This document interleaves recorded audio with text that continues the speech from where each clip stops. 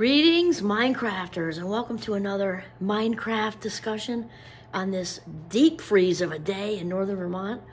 It is absolutely beautiful, though. It's about -5 million, and we have both wood stoves going. But you know, when it gets it's this cold, it's just so sparkly. And although, yeah, it's definitely blustery today. Wow. Anyway, so my name is Kimberly Quinn, and I'm really happy to have this chat. There's little G over there in his chair. He's got a blankie on because it's a little chilly, even if you got a fur coat. And so what we'd like to talk about is stepping out of the victim mentality. It's an important conversation to have, and oftentimes people think that we jump straight to like the severe end of the spectrum. Most of life is in the spectrum, right? So we've got, like, you know, sexual assault over here, and so somebody might be identifying as a victim, and then there's the whole middle, and then there's over here. So I kind of actually wanted to stay more over here, but it's all the same mentalities. And we're just disclaimer, obviously these videos are not in place of any kind of professional treatment.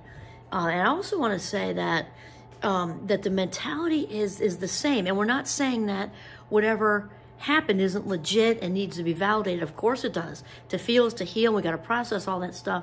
We're just talking about shifting out of it so we don't reside there and identify there. And unfortunately, there are plenty of people out there who would rather cling to suffering than release all that energy, and coming from that needy, injured place to be in a place that's wide open, with an open heart, open for love, open for everything, open for creativity, and living your best life, because they just are so often so comfortable in that way. And a comfortable is usually meant in a good way, but not always. You know, I know what it's like to grow up in an addicted household, you know, with some mental illness and things like that, and then it's all normal when you're a kid. You don't know anything else, and then you go to college and you start to get out there in the world, and you're like, wow, how come that person just said something, you know, unkind or whatever, and it almost felt good to me, you know. And you're like, have to challenge that. You really got to challenge that, because your inner being knows it wasn't good. You know, you're valuable, you're worthy of being loved, you're all, and then, but that snarky bad thing felt kind of comfortable, and it's a little bit of, you know, kind of in the trauma bond family of bittersweet, you know, sort of bonding with stuff that isn't healthy for us and stuff that hurts us. And so what do I want to say about this? Oh, okay, so we have the extreme kind of end. Now, the reason I brought up the extreme end in the middle, because most of life is like that, right? Like a spectrum. However, the mentality is the same. So another, a less severe example would be, you go to head into work, and one of your colleagues, you know, has a face on, you know, like just crispy and has a pickle face. That's what I used to say to my kids. I have a pickle face on. And you say, oh, what's up? What's going on? Oh, well, so-and-so said this when I walked in, and I'm in a really bad mood. Or, you know, I just found out that, you know, she got the promotion over me, and I'm just really pissed off right now. I'm in a bad mood. Or my car wouldn't start. My partner took the other car. I told him I had this thing today, and yet so I had to call AAA, and I was an hour and a half late, and now I'm in a really bad mood. No matter what it is, okay, even on the less severe end, when we have this mentality, okay, that the stuff out here is causing me not to feel good, this is not a good thing, because nobody else out there, nobody else can hurt our feelings. That's a big Wayne Dyer thing. Nobody can hurt our feelings. Think about it. They're your feelings. How can anybody, like, pull them out of your chest and take a hammer and beat on them? Can't. All right? We have to kind of allow them in. That's how it works. And nobody can ruin your day without your consent. Similar to what Eleanor Roosevelt said, nobody can make you feel inferior without your consent. So what happens when we're having these thoughts of this made me, and that caused this, and this caused that, and I'm in a bad mood because, and all that stuff, is we are living outside of our frame. Okay? Yeah, and you're saying, oh, do you carry that around with you everywhere? Well, not everywhere, but I do carry it around when I go and do talks and things about different subjects. But definitely for the victim mentality, because if somebody in the victim mentality is way out here, because when we're in here, swimming in our authenticity, feeling whole and complete, we don't really give a fat rat's ass what's out here and who's saying what, because what we think and feel about our own selves is what's the most important. When we're living outside of our frame, we become dependent on what other people are thinking about us, and we're valuing what they think about us more than what we think about us. And it's really important to get that. So those examples I gave you with the work thing, it's this one thinks that, it's that one thinks this, it's this circumstance and the promotion of the person, and it's the person who took the car, and then it's all this caused my whole day. Well, the thing is, when we reside in there, we talked about the snowball effect. That snowball will keep rolling downhill, getting heavier and faster, the laws of physics, right, just right downhill, picking up more whining and more complaining and more victim stuff than if we actually catch it. It's so important to catch it, okay? Especially if you can catch it before 17 seconds is over, because that is a research thing. Because it'll stop the snowball in its tracks, slow it down, and then stop it. So here's what I'm going to say about this, is about 95% of what we think, feel, and do is it coming from the vault of the unconscious mind. So if we think we're going to make any kind of positive changes and shift out of that without making the effort to go into the vault and catch when there's, or at least catch when stuff emerges from the vault and talk back to it, nothing's going to change. Nothing's going to change at all, because the brain loves to do what's comfortable and familiar. The brain loves patterns and repetition. So each and every time, if we're walking around on autopilot, which is the biggest thief of life minutes there could possibly be, right? It's going to say, oh yeah, look, we're going to victim mode. In fact, people are talking about the water cooler thing and the work thing, the lighter side of it, right? It happens all, I'm just going to use work as an example because it's just easier, because usually there's lots of people around, right? It also happens at family gatherings and just out in the world and bumping into people at the grocery store. But if your thing is being a victim, you're going to seek out other people with that same storyline. And let's stay with the less serious context, just for this example. You go to the cafeteria, there's politics going on at work, and I can't believe, and another good person left because those people, and then people don't even realize that that common bond, that us and them thing, around the victim, so they're reaffirming their victim dynamic that's going on. People might do the same thing with, let's say you've got a guilt dynamic going on, and you will naturally gravitate to people talking about that same thing. Oh my God, I just feel so, I can't shake it. I feel so badly about myself because I did this and I don't know how to make up and I can't. You will seek out other people that have a guilt vibe, a regret vibe, or a shame vibe. That's a strong one. Could be one of the strongest, if not the strongest, because it's the most, the most excruciating emotion a human being can feel. So if we're feeling not enough and flawed and defective, we're going to naturally seek out those conversations with other people who feel flawed and defective. That's how it goes. So the same thing with the victim dynamic, which has pieces of those emotions anyway. So that is very unconscious. So unless we kind of bring it to the surface, become aware of it, it's going to keep going on and on indefinitely forever. And this is a short ride on this wonderful planet we're on. And so we really, hopefully, want to spend our life minutes as if they're cash. So stepping out of the victim mentality first takes awareness, just like anything else.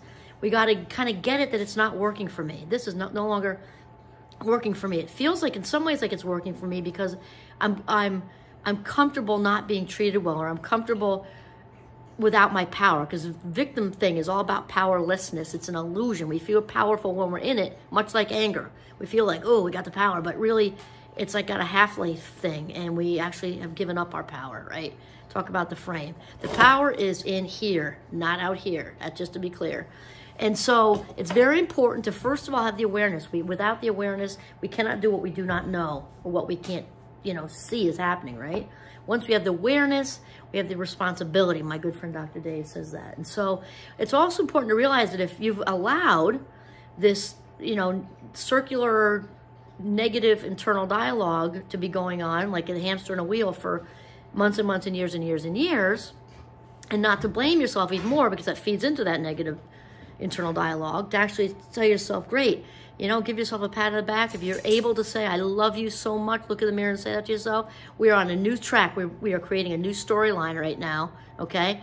Then it's really important to be patient with yourself, because if that's been the deal since childhood or teenagehood or young adulthood or whatever, reinforced in the unconscious mind, it's a huge uphill lift, which we can all do, because the neurons, the brain is plastic. Not like Fisher-Price plastic, but malleable and flexible, and it wants to heal itself. So the good news, tell yourself, is we've just taken the biggest step in this process, which is becoming aware that this is no longer working for us. We want to become healthier, happier, and freer than to live our best life. And so then just realize it's a slower process. It gets easier and easier and easier.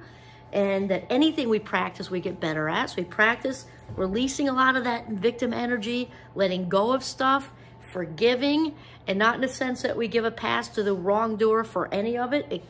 It could be totally legit and valid, and especially if it's an adult and a child situation. In that situation, the adult is always 100% wrong if there's a child involved. And to realize that forgiveness has not a thing to do with forgetting. People say, oh, to forgive is forget. No, it doesn't. No, wrong. Okay, no. Because the brain is not like a computer in that way. And anybody who's experienced trauma knows that, because the memories want to do anything but go away, right? And so Claudia Black was and is a pioneer for the adult children of alcoholics movement back in the 80s. And I love her definition the best, because she's a little pint of peanuts like this big, because I'm a pint of peanuts, she's about my height. And she said that forgiveness has absolutely nothing to do with forgetting. It has everything to do with remembering and choosing to move forward. So along that path, once we get it, that we don't want to be a victim anymore, we're going to move to survivor mode, okay? Change our words, because words are huge. You also want to be very careful. Whatever you put after the word I am, like even I am tired, because it's powerful. The brain is powerful. If you say I am if you say I am tired, if you're not, you're going to be. If you say I am depressed, if you're not, you're going to be, okay? So if you say I am a victim, you're locked into that for a while, okay? So it's very important to not say that. Change the words. Then realize that forgiveness does not involve forgetting, and it does not involve giving anyone a pass. That person might not even be on this earth anymore. It certainly doesn't involve an apology. You can't get an apology from a dead person. It's about taking control, getting back in our frame, and realizing I don't want this heavy weight anymore. I don't want to give the offender, the hurtful person, the person, the wrongdoing, whatever, I don't want to give them any more than they've already taken. I'm climbing back in my frame, reclaiming my authentic power. I'm going to stay right here. Thank you very much. That's what it's about. Change our words, okay? So we talk about ourselves in a way that's healthy and compassionate and loving. And it's important to catch it. And again, to try to catch it when you're saying these words and doing these things, preferably before 17 seconds is over, because it gets tougher after that. Doesn't mean you can't do it. Of course you can, but it just gets a little tougher. And then realize that each and every time you have a little victory, congratulate yourself, like, way to go. You almost stepped into that conversation to reinforce all your victim stuff, because you're comfortable with these people at work, and it feels so good when you leave lunch, because everybody's talked about how they were so wronged, and it's like a quick little, but then you just kind of did what was good for you and stepped away from it. Give yourself a huge pat on the back. Yay! Okay? And then just know that each and every time you have these little victories, you are freeing up more and more energy. You are freeing up your energy. You're actually opening your heart, because the mind and body are connected. The mind, so the language of the body is feeling, the language of the mind is thoughts. So every time you think these good thoughts, step away from those bad thoughts, because we got to unlearn what we learn, clear out the crap before we can really relearn. We're kind of doing it closely together, right? But unlearn the crap, get rid of the junk, and relearn these new positive things. And then by doing so, we free up loads of energy. We open our hearts to accept love and joy and friendship and all these things. And also to create your own reality and live your best life. So step out of the victim mentality today. All right, this is Kimberly Quinn signing off from my very chilly kitchen in northern Vermont. Have a mindful day.